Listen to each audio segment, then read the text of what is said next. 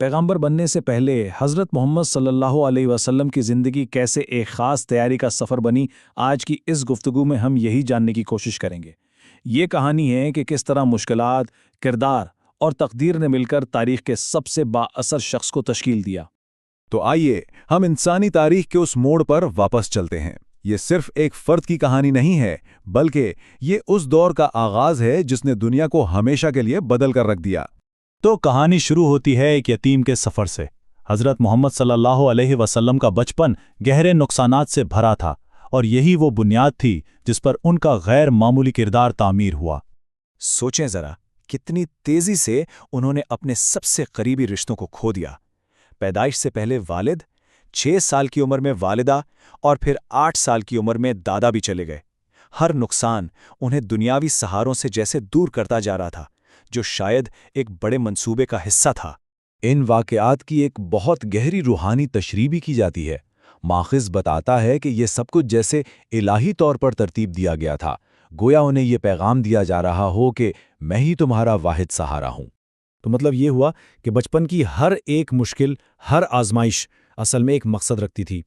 ये नबूवत की उस भारी जिम्मेदारी के लिए मजबूती पैदा करने की एक तरह की इलाही तरबियत थी, ताकि जब वो वक्त आए तो वो उसे उठाने के लिए पूरी तरह तैयार हों। इन ज़ाती मुश्किलात में उनके किरदार को तो मजबूत किया, लेकिन अब देखते हैं कि कैसे उनकी दयानतदारी ने उन्हें अपने माशरे में एक बिल्कुल ही अलग मुकाम दिया। एक ऐसा मुकाम कि उन्हें अल अमीन यानी दयानतदार के नाम से जाना जाने लगा। देखें, अल अमीन सिर्फ एक लक़ब नहीं था, बल्कि ये एक अवामी ऐलान था। ये इस बात का सबूत था कि उनकी ईमानदारी की शोहरत उनके इलाही मिशन के आगाज से बहुत पहले ही कायम हो चुकी थी। लोग उन पर अपनी सबसे कीमती अमानतों के लिए भी भरोसा करते थे। ये फ़र्क कितना बड़ा है ना। एक तरफ हज़रत मोहम्मद सल्लल्लाहु अलैहि वसल्लम की ईमानदारी, हमदर्दी और तौहीद पर यकीन, यानी वे खुदा को मानने वाले हनीफ थे, और दूसरी तरफ उस माशरे में धोखा, जुल्म और 360 बुतों की पूजा आम थी। यही वो तज़ाद था जो उन्हें सबसे मुनफरिद बनाता था।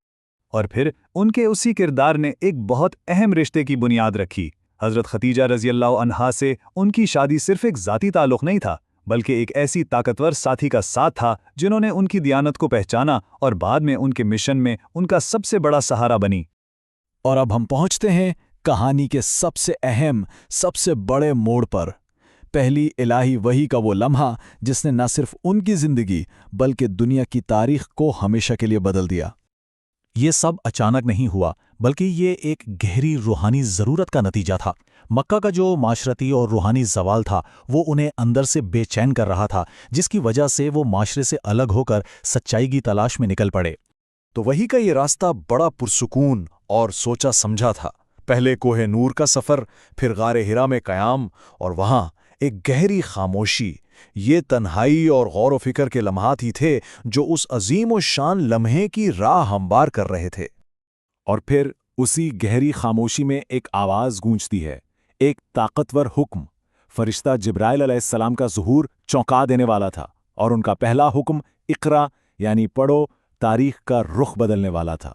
उनका जवाब इंतहाई सादा और सच्चा था, मैं पढ़ने वाला नहीं। लेकिन फरिश्ते का इसरार इलाही था। फरिश्ते ने उन्हें 3 बार खींचा, यहां तक कि उन्हें लगा कि उनमें कोई ताकत बाकी नहीं रही। ये दबाव शायद उस पैगाम के वज़न की अलामत था। और तब कुरान की पहली आयात नाजिल हुई। ये नबुव्वत का बाकायदा आगाज था। यही वो लम्हा था जब मोहम्मद उल अमीन, मोहम्मद रसूलुल्लाह बन गए।